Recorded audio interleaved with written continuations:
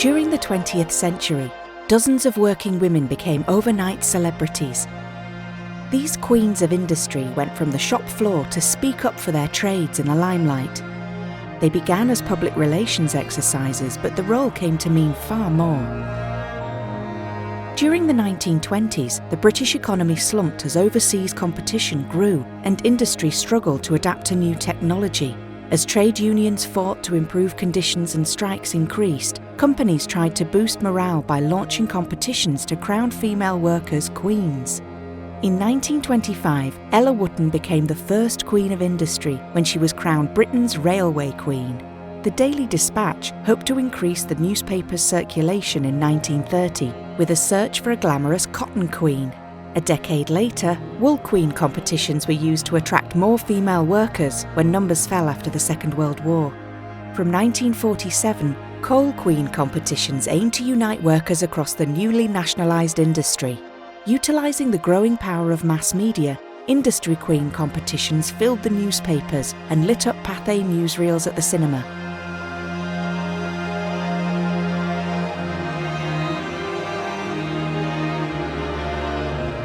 Deborah Barry was crowned Northumberland Coal Queen in 1982, towards the end of the Industry Queen era.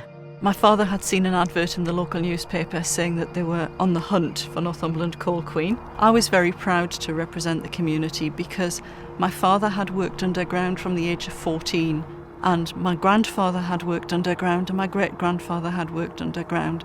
So for me, it was a real tribute to the industry, and it was my way of being part of the same industry and showing how proud I was. It was also important to me to be part of the community. I was chosen as Northumberland Coal Queen the evening before the Northumberland Miners' Picnic, which is an annual gathering of the mining communities. We had the secretary of the Northumberland Mine Workers Union, and we also had Neil Kinnock, who was leader of the Labour Party at the time. They were the main judges on that evening. And it was basically a come along with a nice day dress, come along with your swimsuit, and parade up and down, answer a few questions. Later on, when it got to the national final, that was a big event. There were girls from every coalfield. It was all new to them. They weren't used to being primped and presented.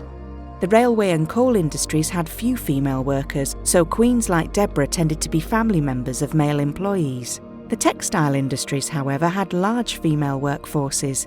Doreen Kerfoot was working as a weaver when she became the Yorkshire Wool Queen in 1947. I've just been fortunate that I've been popular, and I enjoyed it very much and did my best. People used to touch me, see if I were real. That were all part of it, you see. Industry queen competitions were undoubtedly sexist. Entrants were often judged on their physical appearance by male industry bosses. Yet winning queens also had to demonstrate knowledge of their industry, public speaking ability, and the passion to champion their cause. I gave a speech. It wasn't easy, and I can remember it today. I could tell them I was a weaver, the things that we'd learned in looms, but I got up and said what I thought. And I thought, oh, I've done all right there. I did a bit of opera as well for them, which they were amazed at, the ordinary lass that from Batley could do it. I went underground in 1982. I went down at Ellington Colliery and I joined a shift early one morning and spent several very dirty hours underground exploring. And it was an absolute revelation, because you think you know what it might feel like, but there's nothing like being in the pitch black. It's just surreal. I know lots of people found it quite frightening underground, and some men went under and would never go back a second time. It's not something that I'd want to do myself on a daily basis, but it was a really enlightening visit. The dangers of underground mining was something only the male workforce like Deborah's father had to contend with at the time. But women working on the floor at wool and cotton mills had their own set of difficulties to overcome, as Doreen found out. When I was 15, I worked in the mill, weaving. I started work about 8:30 in the morning, The working environment was very different then. You've got to be careful. You don't get your knuckles bashed with the shuttles and things. That alone would have broken your hand. So you've got to be very careful. But anyway, I managed it. In those days, we were all more or less poverty-stricken with the war. We did a lot of presents sending and grey blankets for the forces. They loved those because they were that cold. As Queens of Industry, many women gained their first experience of foreign travel. Railway Queen Audrey Mossam visited Soviet Russia in the 1930s. Doreen Kerfoot starred in a film three-piece suit to help promote the wool industry.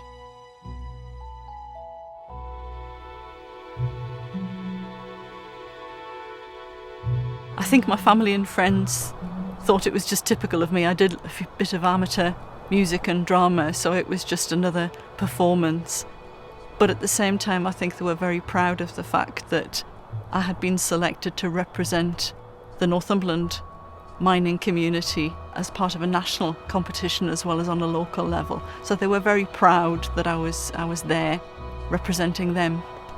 I think the main role of Coal Queen was probably to add a lightness to an industry that could be seen as otherwise being a bit dark and dangerous. When I became Wool Queen, they were proud of me. I was in a position to help so many people. Rhiann founded a Yorkshire textile fashion business inspired by the heritage of northern industrial communities. I'm Rhiann Kemperdue-Miller and I'm the founder of Kemperdue-Miller British Headwear. We specialise in flat caps and baker boys, all sourced and manufactured in Yorkshire. We're based at AW Hainsworth in Pudsey and they make the cloth for the Queen's Guard. There's a lot of similarities in some respects between someone like myself and what I'm doing now and someone like Doreen Kerfoot and the other industry queens then, in that I think there's a sort of loyalty to the local area. I just want to see it thrive. And I imagine it's probably the same drive that they had back then that was driving the Queens of Industry to do what they were doing and promote in their way. Even if it's a different method, it's the same driving force behind it.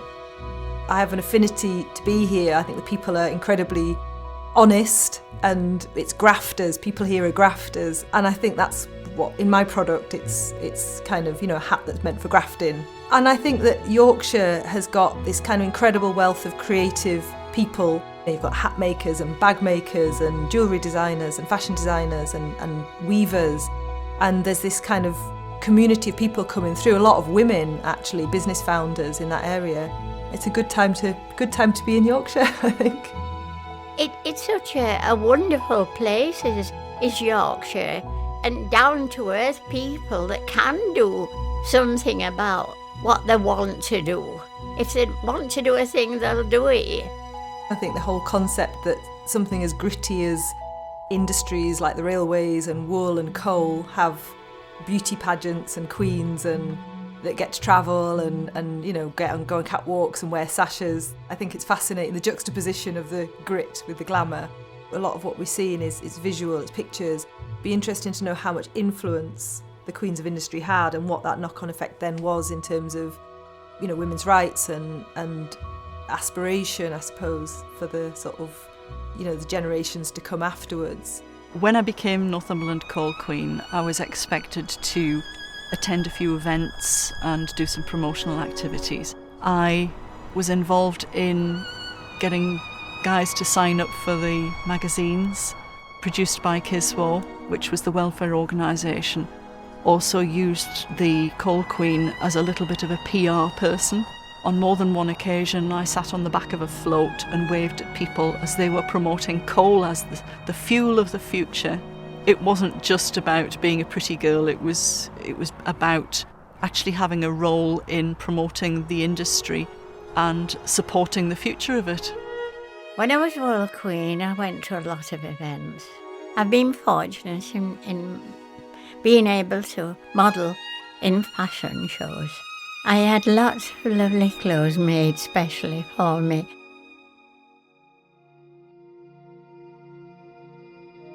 I think probably the biggest shift from what I can see is that then I think it was very much about kind of how you looked and, you know, your appearance, and the main difference is that, you know, if you're going to get anywhere in any kind of industry, it's based on not what you look like, but on what's up here, and your integrity and your business knowledge, and that's male or female. You just got to kind of, know your area.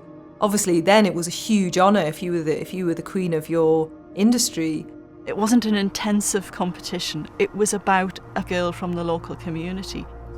Those people who say that it might have been a little sexist at the time, it may well be when you look back. At the time, it certainly wasn't. It's a different world, and I think we just have to look back on it and just reflect that it was of its time. Most women now, that certainly that I know, would rather be the boss than the pageant queen any day, and that just goes to show how far things have changed. But it wasn't seen like that then. It was an honour. But I'm not sure that the whole sort of sash and crown and pin-up thing would work. You know, the beauty pageant model is kind of a bit outdated now. It'd be really interesting to know sort of chronologically where the shift went from being a pageant queen and a queen of industry in that sense into sort of equality and women's rights, and where the shift was, where the sort of correlate, if there's a direct correlation between that and now, where you have mills like here where you've got lots of women in management and sort of, I suppose you could say, the power positions. Although railway queens were rarely workers, women have been driving trains since the 1970s. Karen Harrison became Britain's first female train driver in 1978. Following in her footsteps, Chelsea drives on national lines across the UK every day. They announced a driver programme coming up, and they wanted 75 drivers to drive this new Zoomer fleet that were coming in. An absolutely massive, exciting opportunity. So I thought, this is going to be my year. I'm going to apply for this job and see what happens. So yeah, now I'm a train driver. I want to jump off the train first so people know that it's me. The reaction were incredible. They were like, really, are you actually going to drive them fast trains? Are you going to start on the little trains? And I was like, oh no, I'm going to be driving these. I'm going to be still working for Virgin Trains, East Coast, Even colleagues on board the trains, when I applied and then were successful, it urged them to want to apply. They wanted to then do more and push themselves out of the comfort zone. And since then, there's now 7 more female trainee drivers that have put forward that are under 30. Being given the title Queen of the Industry would have had a massive, positive, humongous effect on the whole life. Now you're that queen, you're a role model, and people look up to you, and then over time you'll find yourself doing bigger and better things and being part of things that maybe you wouldn't have ever considered. So we're going to use that person to the company's advantage, to the industry's advantage, to make the company shine, because this person's just an individual that wants to get on and be proud and do well. If someone from 20s just all of a sudden rocked up next to me in a sort of grey attire, I would just be like, high five, sister, But women can be beautiful and intelligent and smart and highly respected. Yeah, so I feel like these women have carved the way for all other women from all around the world, from all different industries, age, cultures, everything, to be able to say, they did it and we can do it too. Their stories were long neglected, yet industry queens are now being honoured for their achievements. At a time when women routinely earned lower wages than male colleagues, queens of industry were unique. Male bosses stepped aside as they spoke on behalf of their industries, acted as ambassadors abroad, and revealed ambitions beyond the shop floor. From being a whole queen, it gave me the confidence to do my business later on in life better. Building a business is hard, whether you're selling flat caps or pens or cars. It's just difficult. You're starting something from scratch. Particularly in this industry, you're going into places where they've been established for 250 years and you're the newbie. Whether you're a woman, a man, I don't think it would matter. I think it's if you know what you're doing and you're passionate, everybody's on the same team. So I think that helps. Even being a woman, it doesn't really matter because you're still trying to do something for the greater good in that kind of way. So I've found a lot of support in the industry. And it doesn't feel like there's, a glass ceiling in that kind of way. It feels like if you want to do something, it's a fairly open industry to go into these days. From my perspective anyway, it is. Becoming Northumberland Coal Queen at the time was quite exciting and quite interesting. Being Coal Queen it's a huge privilege, and I'm still proud to be carrying that forward now. I think my father would have been very, very proud to see Woodhorn Colliery turned into a museum to the mining industry and to the people of southeast Northumberland. To see the place where he started back in the late 1920s turned into a place that celebrates the industry and shares the passion that the men and the communities had together, I think he'd be very, very proud. Although the competitions ended in the 1980s, industry queens still exist today. They earn their crowns by forging successful careers as engineers, scientists, and entrepreneurs. As much as we're not paraded anymore, and having flowers thrown at us or whatever that used to go on, it's just really nice and heartwarming to think you're making a difference and people actually see you as a role model in an industry where it is predominantly men. Currently, it's not a total balance of male and female roles. In time, with inspiration through others, myself and the 7 other female trainees, all the women that are on board may want to progress, may want to venture out. They're not going to be scared anymore. The sense of pride that you feel when you've changed a stereotype, for everyone to look at you and think, I want to be like that. That could be me next. Yeah, I don't believe anything to be unachievable. If you put your mind to it, anyone can do or be anything that they want to be, so I'd just say go for it.